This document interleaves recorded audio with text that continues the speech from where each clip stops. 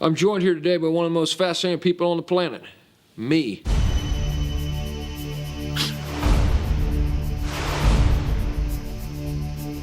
I'm gonna ask some tough questions here.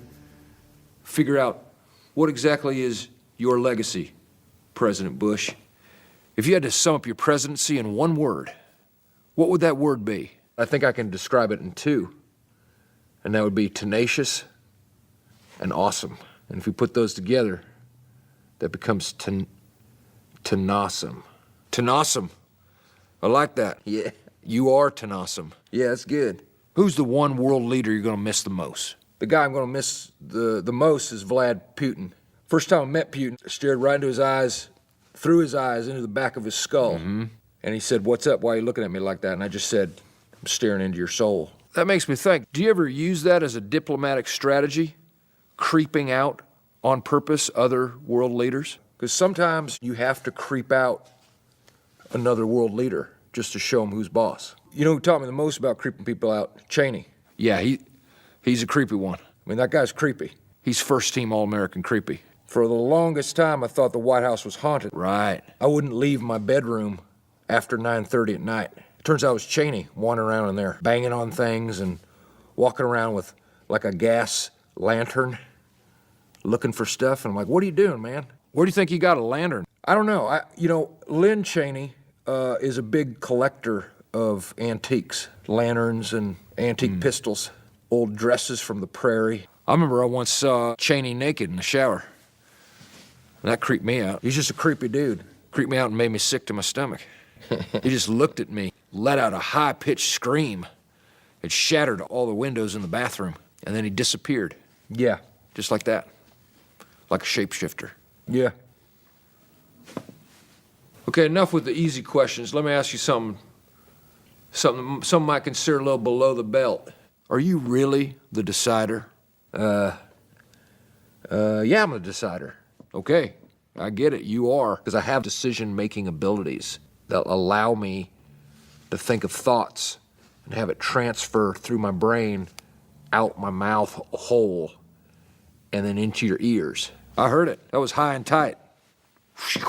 And that's what the decider does. You know, there was another name that's a variation of the decider called the choicerer, but then I settled on the decider. Sounds a little more learned. Did they ever let you drive Air Force One? You know, I was always like, give me a poke at the controls, and when are you gonna let me drive this bird? And they were like, never. Right. No, we're just kidding, Mr. President, but honestly, you're not allowed to do that. And I said, guys, enough's enough, I'm flying this airplane. And immediately got us into trouble. We went straight into a nosedive. And they had to wrestle me from the controls and get the plane back to cruising altitude. And the guy said, "Look, I know I could get fired for saying this, but if you ever do anything like this again, I'll have to shoot you." Then he said, "I'm president." I'm like, "What do you mean? Like with like a?" It's like, "No, I have to. This pistol I carry, I got to shoot you." And he said, "Am I getting fired?" And I said, "Sure. Yeah, you're getting fired for that." He had that look in his eye. He had that pissed off look. Really? And he wasn't blinking at all. These guys are serious. Yeah. What are you going to take from the White House? I think of a fun kind of keepsake from my years at the White House. I'd like to take one of those, just a toilet. You're going to take a whole toilet from one of the bathrooms. Huh. Yeah. I would not have thought to take a toilet. I'm probably going to take a big ticket item, you know, maybe a fancy portrait or something. Maybe James Madison. That's a rich, meaty, juicy answer. Thank you. Now I want to look you in the eye and ask you one of the toughest questions I can think of. Who do you love more, Laura Bush or Barbara Bush? I'd have to say more in the way that you look at someone and they scare you like in a Halloween costume. That's the respect I have for Barbara, because she scares the shit out of me. You're not pulling any punches, you're bringing the real stuff. I have so much respect/fear for my mother that I sleep with a golf club in my bed. Really? Because sometimes she'll just barge in, and it's my mom, but at first I think it's a creature. Do you know what else is also an effective weapon? Fire extinguisher. Because you can either just spray them back, or if the canister runs empty, you can use that big heavy metal thing as a missile, a projectile. That's something else to think about. Yeah. The other thing about Barbara is she's built. She's very muscular. She's very muscular. Yeah, she's scary.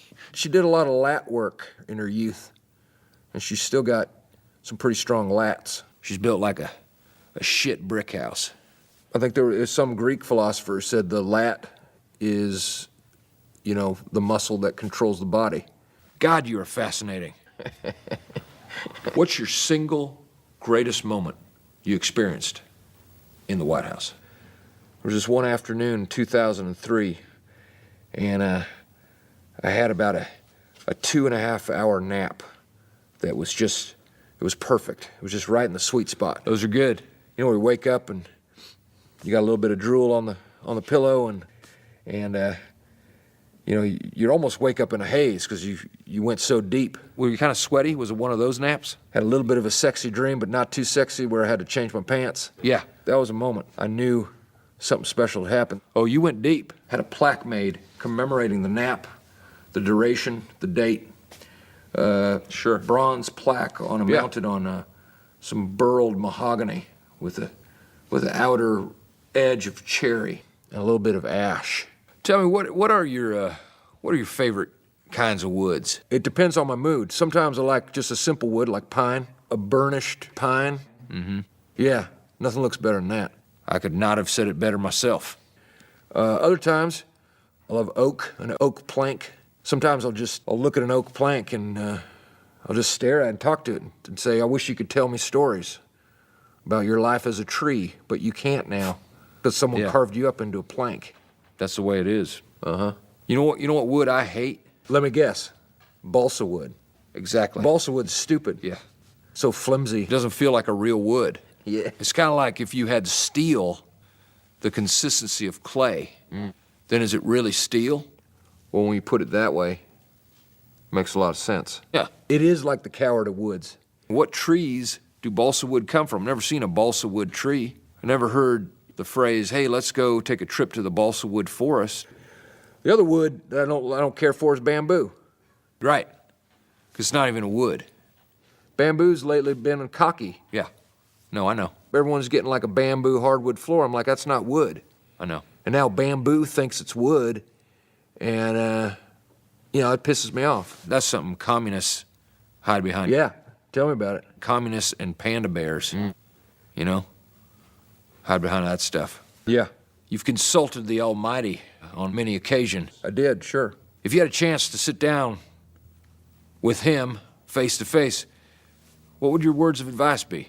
Well, I don't think I'm in a position to give advice to the Almighty. Smart. If I did have a moment with him, and I hope I do, I'd probably tell him to make sure you take time off. That's prudent. You know, I took the most vacation days of any president in history. You look great. 40% of my time in office was spent at Camp David or at the ranch. Must have been from all the rest. And I would say, hey, God, make sure you recharge the batteries. Don't, you know, because you got a lot on your plate. He's working around the clock 24/7. You know, something I could never do. Uh-huh. You talked about staying at Camp David. You make any changes there as president? I built a 500-foot water slide called the Twister. Sure. I heard of it. You know, that thing will put hair on your balls. No fun.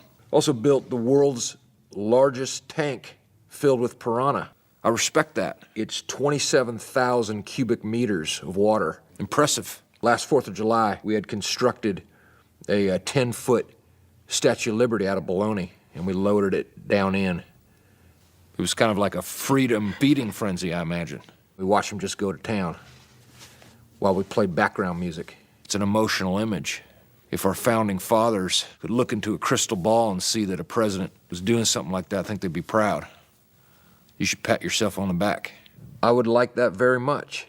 Do you feel like you've had to compromise any ideals as president? One thing I would have done differently, that kick-ass flight suit that I wore on the carrier when we said mission accomplished, I would have worn that every day. You know, I think had you done that, not only would it be a statement, but I think it would have been a fashion trend. People said it looked stupid, but I know I look good. Everyone loves someone in a uniform. So I would have done that differently. I picture a playground of 7- and 8-year-olds all running around, climbing on jungle gyms, laughing, all in flight suits. Oh. That's my vision of America. God, that's good. I probably would have changed it up more. I would have probably done a few more press events shirtless. Yeah. Show off my fine physique. You could have gotten some, funny tattoo on your back, like a leprechaun, or I might have done a little more weight training. or just a big Japanese tiger on your back. And it's kind of like jumping out of your back, onto people. Yeah. Maybe it could even be like a 3D thing. But you'd have to carry around a pair of 3D glasses and have people put it on to see the effect. Yeah, that's good. I'd pay money to see that. That's real good. If you could be any animal in the animal kingdom, what would you be? I'd probably be, I don't know, like a turkey vulture.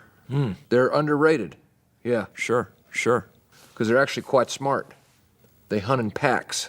I remember when Laura at the ranch was doing some gardening and a group of turkey vultures descended upon her, Well, it's very common, and they know what they're doing. They do it on purpose. took off all her clothing. Yeah. It was kind of odd.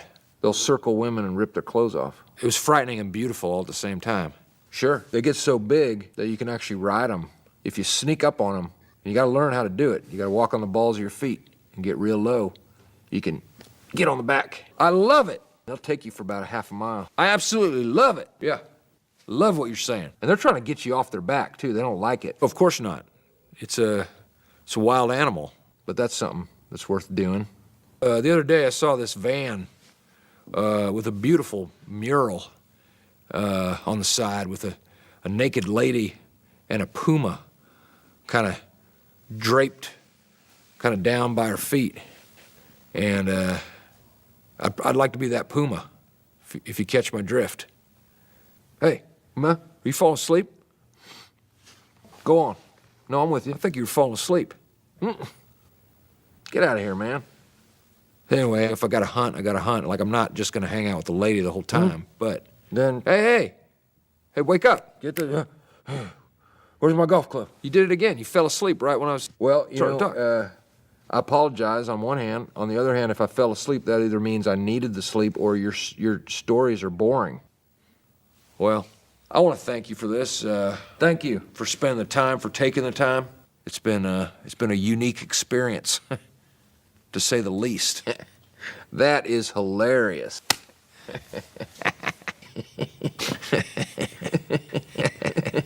Hey, we got to hang out sometime. Let's try to make this, a regular happening. Hey, I'm If we can. God knows I'll be free.